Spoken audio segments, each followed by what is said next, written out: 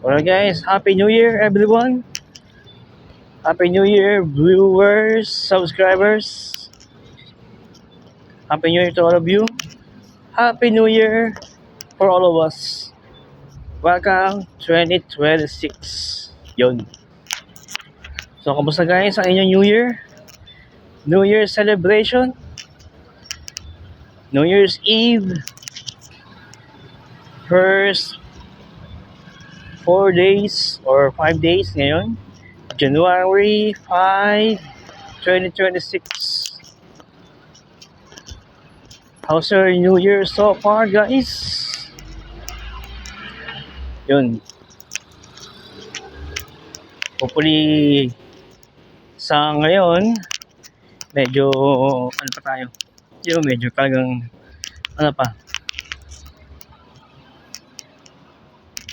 Tawag dito. Kumbaga parang nag-i-start pa lang yung ating New Year blast.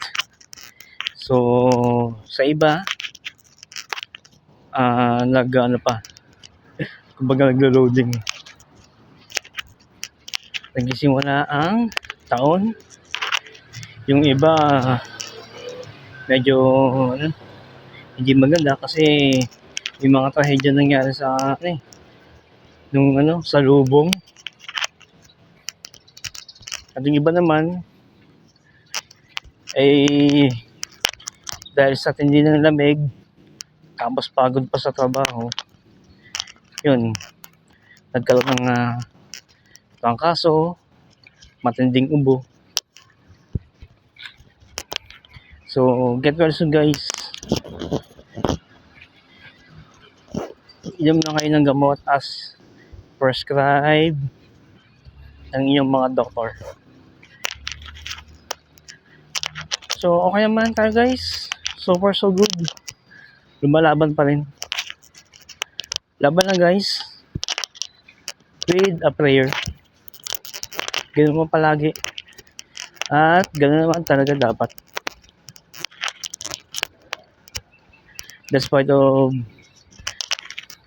yung mga hinigpis natin ng 2025, let's just burn it and continue the good momentum. Kagaya ng binensyon ko sa aking last vlog or last content. Yan guys, just keep in mind na always trust our God. Kahit na yung nagda-doubts, okay ba to? Hindi ba to okay? Mga ganun. Siyempre, always do have confidence. Self-confidence.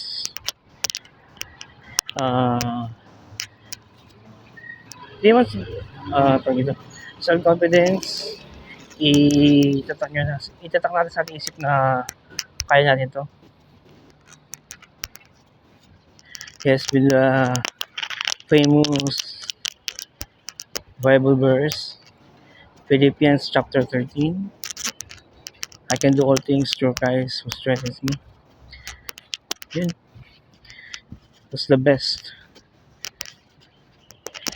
One of the best Bible verses to motivate ourselves. You know. Kung mapapansin nyo guys, madalan na ako dito sa Magallanes Village. Maganda talaga ang ambience, maganda serenity. Kasi nga mapuno, tahimik ang kapaligiran. Yun, maayos ang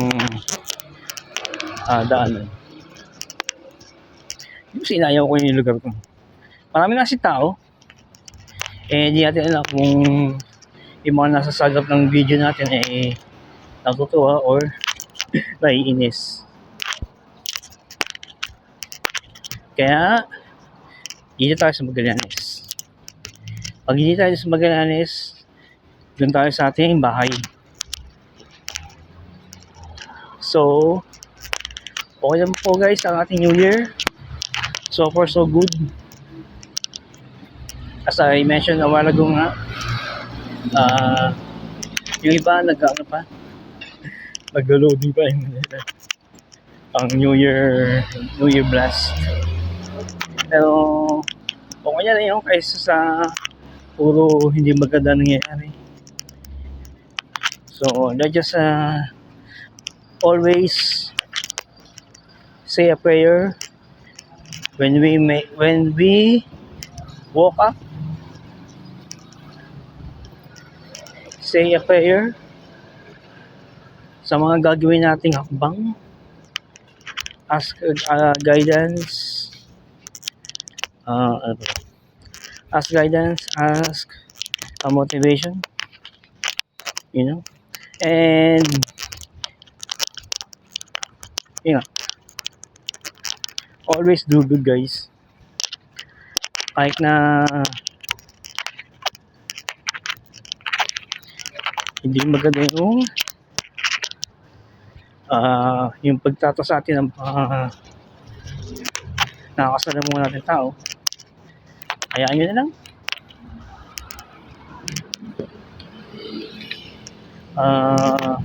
Always keep quiet na lang. Tapos pabagsakan yung mga langgam. And ayun,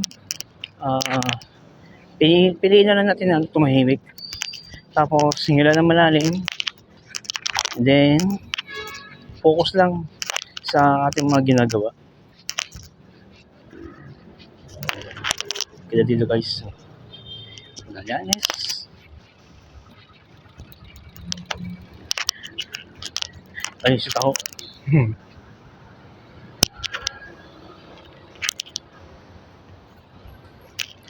Time check, 12:30 in the afternoon.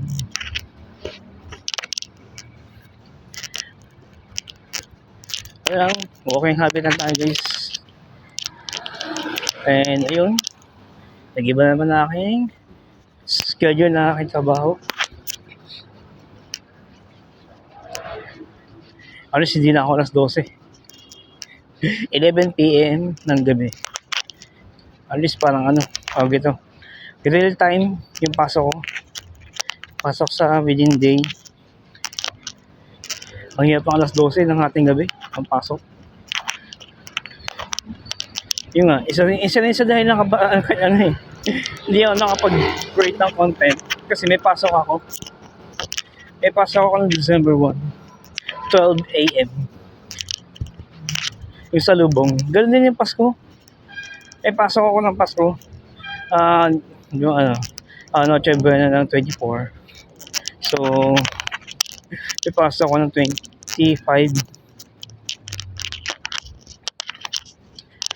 12 AM. Pero after ng duty ko, wala nang pasok. Kaya, nagkaroon ako ng 5-day break. Yun nga, yung pumunta ako sa sa Kamay ni Jesus. Wait a second.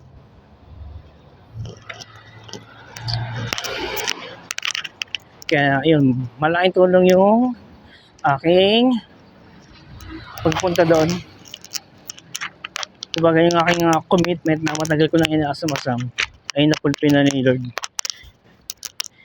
And I will share this guys, yung libro na Straight from the Heart.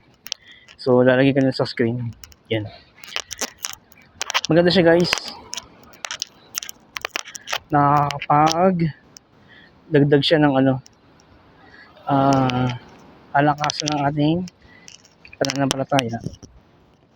Ano ba yun?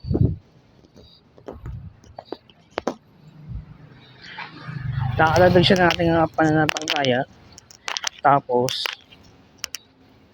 yung pagdadasal natin ay nagiging accurate, mas nagiging sincere. So yun lang man. Just updating our New Year blast. Okay na mo tayo guys so far. Patuloy natin ang ating magandang momentum na nagawa noong 2025 at burn out the negative incidents na nangyari sa atin. So, yun lang po guys. Dito tayo sa EDSA. Marami pa tayong dapat gawin eh. Bago ang pasok natin, mamayang 11 PM ng gabi. So, from 12 AM pasok ko, naging 11 PM. Dahil sa yun eh, new schedule namin. Yung iba nag-retain yung schedule, ako nagpabago ang schedule. And Monday to Friday pasok ko, first day ko Saturday, Sunday. At least maganda na rin. And yun, thank you so much guys. May we all have a wonderful new year, blessed. Please like, share, and subscribe my YouTube channel for more live update and live experiences. Ay po salamat. I'll see you on the next one. God bless po.